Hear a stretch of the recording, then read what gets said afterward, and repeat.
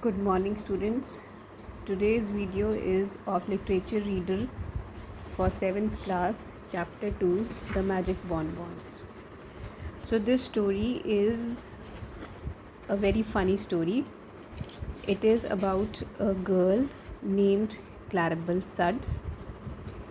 She had a lot of money and an intense desire to go upon the stage.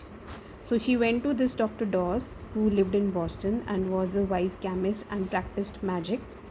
And she told him that she can neither sing nor dance, nor she can recite verse, nor play the piano. She is not an acrobat, nor she is an high kicker. Yet she wants to go upon the stage.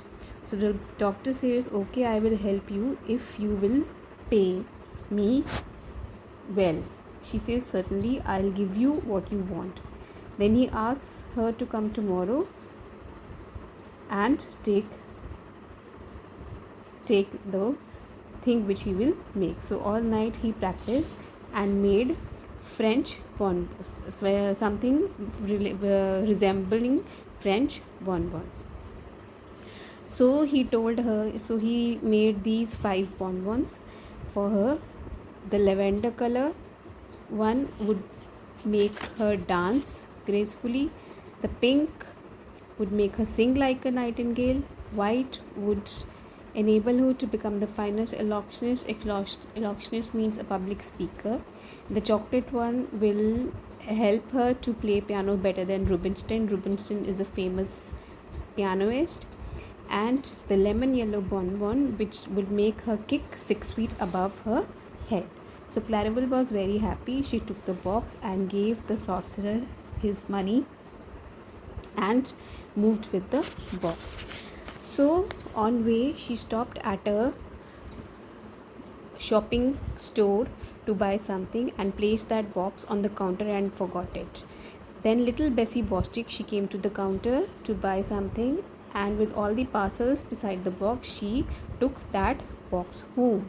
When she came back home, she noticed that she had an extra bag, but seeing that there were only some few bonbons in it, she took it lightly and put in the bonbons in the bonbon dish, and she herself ate the chocolate bonbon.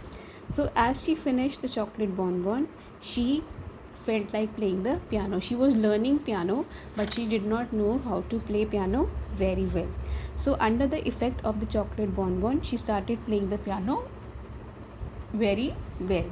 When her mother heard the piano, she came out to see in the parlor that which guest has arrived, as they were expecting some guest. So she was thinking that which guest has arrived who is playing such a good piano. And when she saw her daughter Bessie playing piano so well, she was really surprised and sat back on the sofa. Then her husband, Mr.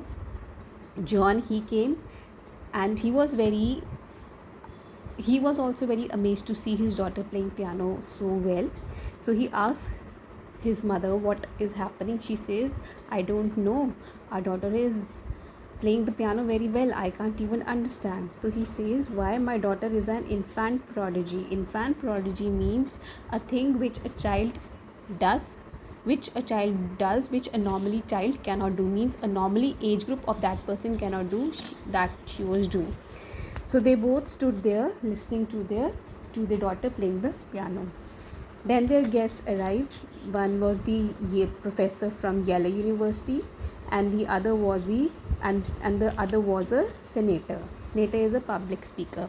So they both arrived for the dinner at Bostwick's house, and they also looked at Bessie playing the piano. So Mr. Bonbon, he felt a little bit hungry. So when he saw the bonbons, he picked up the and ate the pink bonbon. Then he saw that the professor was watching him, so he offered them also. So the professor ate the lemon yellow one, and the senator took the lavender one. The senator put the bonbon in his pocket, and the other two ate it. Now The remaining bonbon which was left, the white one, that was eaten by Mrs. Bostwick. So now the bonbons were finished. Claribel Stud's treasure was lost. So Mr. Bostwick, when finished his piano, he felt a grin and he started singing. So the guests, they were amused, and his wife tried to stop him, but he kept on singing. Then the maid told him that the dinner was ready, and Mrs. Bostwick, she headed everyone to the dining hall. She made Bessie also move from the piano, and Mr. Bostwick, he kept on singing. Now when all of them seated, then the maid came with the soup, and the Yale professor, he hold her to hook the soup higher and higher, and he kicked it and it went up, and then soup dropped all over the room and the ball broke on his head.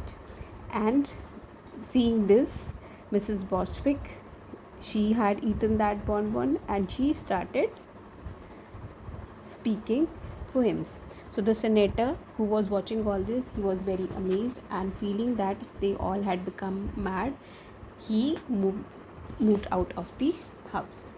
Next day, the senator had to give a speech at a public hall, and he went there. The professor and the Bostwicks were also there, but senator ignored them, and they also felt ashamed they were alone.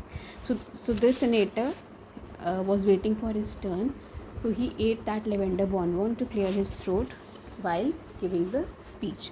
So when his name was called, he went on the stage to give the speech, but instead of speaking, he started dancing in the ballet style.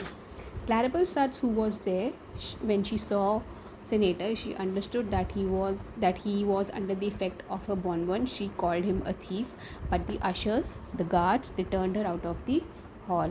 Then the people there managed to get the senator off the stage and made him sit on a horse cart and told the horse cart to take him home. The senator went dancing all the way, and the children kept laughing, and the people who saw him said that a good man has gone insane, he has gone mad. So Claribel Stud's again went to Dr. Dawes, again bought that bonbons, and now she's a famous actress. And when anybody asks her about it, she says that it is very costly because she had to buy it 2 times. And the senator, he was so ashamed of himself that he did not come out of his home for so long time. He stayed inside so that he could recover. So this is the story, The Magic Bonbons, which is by Frank Baum. Please read the story yourselves. Thank you.